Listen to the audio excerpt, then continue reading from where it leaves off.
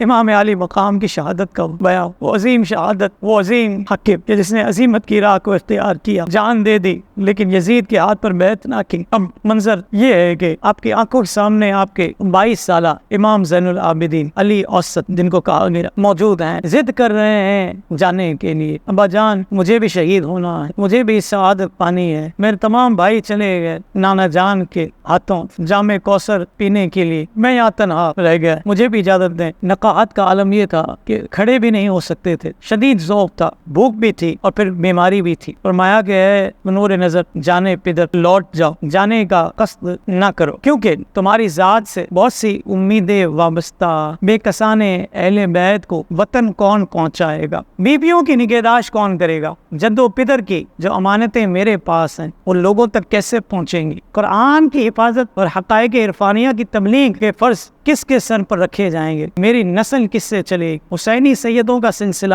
کس سے جاری ہوگا، یہ سب توقعات تمہاری ذات سے وابستہ ہے۔ دودمان رسالت و نبوت کے آخری چراغ تم ہی ہو، تمہاری ہی طلب سے دنیا مفطیر ہوگی، مصطفیٰ کریم کے حسن کے طلبگار تمہارے روح تاباں سے حبیب حق کے انوار و تجلیات کی زیارت کریں گے۔ اے نور نظر لخت جگر، یہ تمام کام تمہارے ذمہ کیے جاتے ہیں، میرے بعد تم ہی میرے جانشین ہو، تمہیں میدان جنگ میں جانے کی اجازت ہرگز نہیں دی جا سکتی۔ امام علی مقام نے اس طور پر امام زین العابدین کے صرف ذمہ اپنی خلافت کر دی، اپنا جانشین قرار دے دیا اور سارا کا سارا جو بھی معاملہ ہونا تھا اب انہی کے سپرد کر دیا۔ اب خود جنگ کے لیے تیار ہوئے، قبائے مصری پہنی، امامہ رسول سر پر باندھا، سید الشہداء امیر حمزہ کی سپر پشت پر رکھی، حیدر کرار تلوار ذوالفقار تھام لی۔ خیمے والوں نے یہ منظر کیسے دیکھا ہوگا، کبھی غور کیا؟ جن کا آخری سہارا، وہ شخصیت، وہ امام جن کے ساتھ یہاں آئے تھے، اب وہ بھی جام شہادت پانے کے لیے جا رہا ہے۔ پیچھے رہا کون؟ بیمار عابدین، چند خواتین اور بچے، لیکن حسرت کی تصویر بنے، یہ سب دیکھ رہے ہیں، کسی کی زبان میں جنبش نہیں ہے، آنکھوں سے آنسو جاری ہے، زبان پر جزا اور فضا نہیں ہے، رونا پیٹنا ماتم کرنا یہ ان کے لیے نہیں تھا، سارا کنبہ قبیلہ کٹوا چکے رائے خدا میں۔ اب آخری امام جو کہ کربلا کا شہزادہ ہے، وہ امام حسین کی ذات، وہ بھی رخصت ہو رہی ہے، لیکن ان خواتین کی زبان پر کوئی ناشکری نہیں ہے، ان خواتین کی زبان پر کوئی جزا و فضا نہیں ہے، کوئی رونا نہیں ہے، کوئی ملامت کرنا نہیں ہے، کوئی اپنے آپ کو پیٹنا نہیں ہے، کوئی کپڑے نہیں پھاڑنے، کچھ بھی نہیں۔ رب کی رضا پر راضی یہ قافلہ حیرت اور حسرت کی تصویر بن کر دیکھ رہا ہے کہ ہمارا یہ امام حسین جن کے ساتھ ہم یہاں آئے تھے، وہ اپنی جان کا نذرانہ پیش کرنے کے لیے جا رہا ہے۔ اب اہل خیمہ کے چہروں کے رنگ تو اڑے ہیں لیکن بے صبری نہیں ہے۔ امام علی مقام میدان میں آئے، اللہ کی حمد و ثنا کی، تلوار نہیں اٹھائی، پھر اتمام حجت کیا۔ کیا فرمایا؟ اے قوم، خدا سے ڈرو جو سب کا مالک، جان دینا لینا سب اس کے قدرت میں۔ اگر تم خدا بند عالم پر یقین رکھتے ہو، میرے جد امجد مصطفیٰ کریم صلی اللہ علیہ وسلم پر ایمان لائے ہو، تو ڈرو، قیامت کے دن میزان قائم ہونا ہے، اعمال کا حساب بھی ہونا ہے۔ میرے والدین محشر میں اپنی آل کے بے گناہ خون کا مطالبہ ضرور کریں گے۔ حضور علیہ الصلوۃ والسلام جن کی شفاعت گناہ گاروں کی مغفرت کا ذریعہ ہے اور تمام مسلمان انہی کی شفاعت کے امیدوار ہیں، وہ تم سے میرے اور میرے جانثاروں کے ناحق خون کا بدلہ چاہے۔ تم میرے اہل و عیال، اعزہ، اطفال، اصحاب موالی میں سے 70 سے زیادہ کو شہید کر کے اب میرے قتل کا ارادہ رکھتے ہو، خبردار ہو جاؤ، عیش دنیا میں پائیداری نہیں، قیام نہیں۔ اگر سلطنت کی طمع ہو تو مجھے اجازت دو، میں اب بھی جانے کے لیے تیار، میں دنیا کے کسی بھی ملک میں چلا جاؤں گا، عرب کو چھوڑ دوں گا، کسی اور حصے میں چلا جاؤں گا، اور اگر یہ منظور نہ ہو اور اپنی حرکت سے باز اب بھی نہیں آتے ہو تو آؤ، ہم اللہ کے حکم اور اس کی رضا پر راضی ہیں۔ الحکم للہ ورضینا بقضاء اللہ، حکم اللہ کے لیے اور اس کی رضا پر راضی ہیں۔ امام حسن نے بھی یہی کہا تھا، فرمایا کہ میں اس شخص کا نام کہ جس کے بارے میں مجھے یہ گمان ہے کہ مجھے زہر دیا ہے، تمہیں گمان کی بنیاد بنا کر بتاؤں اور تم اس کو قتل کرو، میں یہ نہیں کروں گا، کیونکہ مجھے اقتدار نہیں چاہیے، میں نے اقتدار امیر معاویہ کے سپرد کر دیا ہے۔ یہاں پر بھی یہ فرماتا ہے کہ میں عرب بھی چھوڑ دوں گا، مجھے اقتدار نہیں چاہیے، لیکن ناحق خون نہ بہو۔ یہ شہزادے جن کی تربیت مصطفیٰ کریم نے کی ہے، یہ اقتدار کی جنگ لڑنے کے لیے نہیں آئے۔ جو لوگ بڑے بڑے گلے پھاڑ کر بکواس کرتے ہیں کہ اقتدار کی جنگ تھی،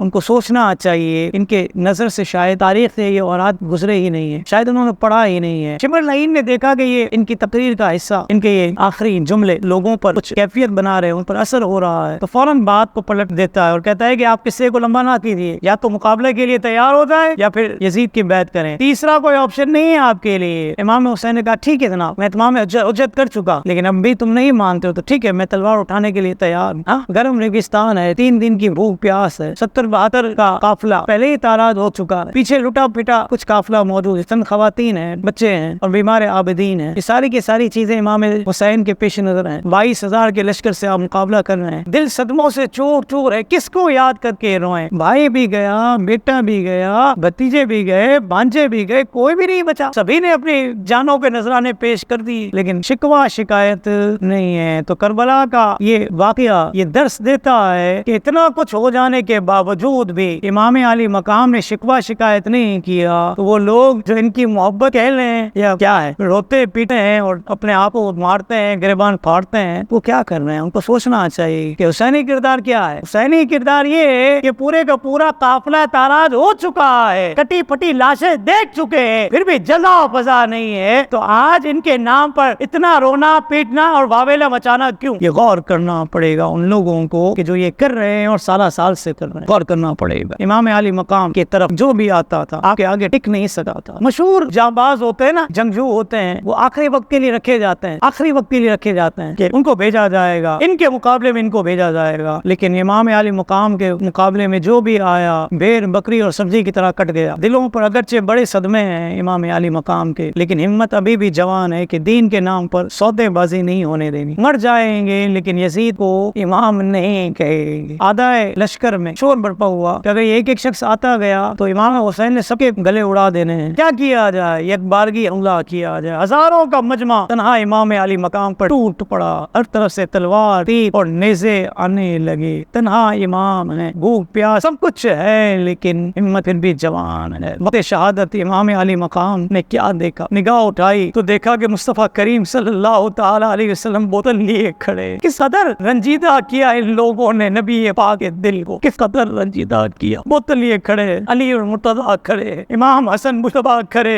بی بی فاطمہ کی روحیں مجسم ہو کر آ گئی. یہ سب کہہ رہے حسین ہماری طرف دیکھو، ہم تمہیں لینے آئے ہیں. امام علی مقام کے خون کے قطرے گر رہے ہیں. رسول خدا اس کو بوتل میں بھر رہے ہیں. کیا فرماتے ہیں؟ اللہم آت الحسین صبر و اجرا. اے اللہ حسین کو صبر اور اجر عطا فرما. نبی کا نہواسا خون میں نہا گیا، زخموں سے چور چور گھوڑا کام کرنے کی سکت چھوڑ گئے. چاروں ناچار ایک مقام پر گھوڑے سے اتر گئے. بی بی فاطمہ کی روحیں لرزنے لگی. سید عالم کی آنکھوں کا تارا زمین پر تشریف لایا. یہ وہ تارا تھا کہ جب یہ مصطفیٰ کریم کے کمر پر سوار ہوتا تھا تو مصطفیٰ کریم سجدہ طویل فرماتے تھے. آج یہ زمین پر ہے، زخموں سے چور ہے. علی المرتضیٰ کی آہ نکلی. کائنات نے کبھی منظر نہیں دیکھا ہوگا. شمر لعین، خولی بن یزید، سنعان بن اشعث بڑے بڑے بدبخت آ گئے اور امام کے آگے آ گئے. شمر لعین نے بدبختی کرتے ہوئے سینے پر چڑھ گیا. امام حسین نے اس کے سینے پر کوڑ کے داغ دیکھے اور مایا سچ کہتے تھے میرے نانا جان ایک کوڑی کتا ہے جو میرے اہل بیت کے خون میں منہ مارتا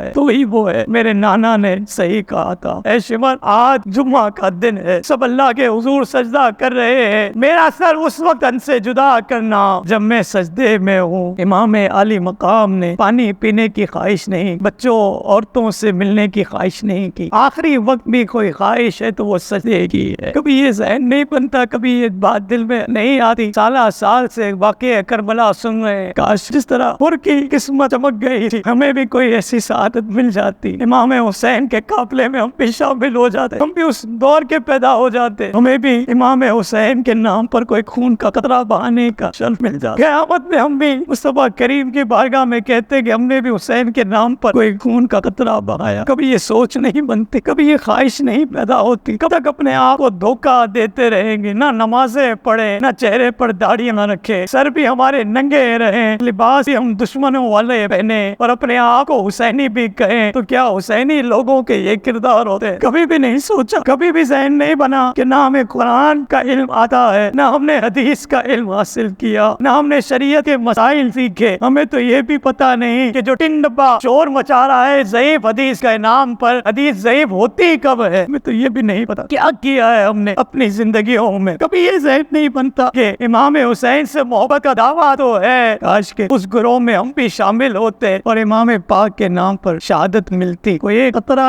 خون ہمیں بھی بہانے کو مل جاتا. امام حسین رضی اللہ تعالیٰ عنہ نے شمر سے کیا کہا؟ اے شمر آج جمعے کا دن ہے، سب اللہ کے حضور سجدہ کر رہے ہیں، میرا میرا سر جسم سے اس وقت اتارنا جب میں سجدے میں ہوں۔ امام علی مقام نے اس وقت کوئی اور خواہش نہیں کی ہے، سجدے میں تشریف لے گئے، سبحان ربی الاعلی فرمایا ہے، اور ان بے دینوں نے نبی کے نواسے کا سر تن سے جدا کیا۔ کیسی بدبختی پر آئی کہ جس نبی کا کلمہ پڑا اس نبی کے شہزادے کو کربلا میں تارا کیا، ان کا سر تن سے جدا کیا۔ انتقام کا نشہ جب کسی کو چڑھتا ہے تو پھر عقل اندھی ہو جاتی، پھر کچھ سجھائی نہیں دیتا۔ یہی تھا یہاں پر انتقام اور اقتدار کا نشہ ایسا غالب آیا کہ نبی کے نواسے کو بھی باوفا گھوڑے نے وفا کی داستان رقم کی۔ اس گھوڑے سے ہی ہم کچھ سبق حاصل کر لیں۔ یہ گھوڑا بھی واقعی ہم سے اچھا، یہ گھوڑا بھی ہم سے اچھا، یہ بھی زخموں سے چور ہوا۔ جب اس نے دیکھا کہ امام علی مقام شہید ہو گئے، سرتن سے جدا کر دیا گیا، آپ کے خون سے اپنی پیشانی کو رنگتا ہے اور قائمے کی طرف دوڑتا ہے۔ جتنے لوگ اس کو پکڑنے کے لیے آئے باطل بد جہنم ہوئے۔ شمر لعین نے کہا کہ چھوڑ دو اس کو، دیکھو کہاں جاتا ہے۔ 17 افراد مورخین نے لکھا کہ اس گھوڑے نے اس طور پر باطل بد جہنم کیے کہ اس کو پکڑنے کے لیے آئے اور اس نے ان کو ہلاک کر کے چھوڑا۔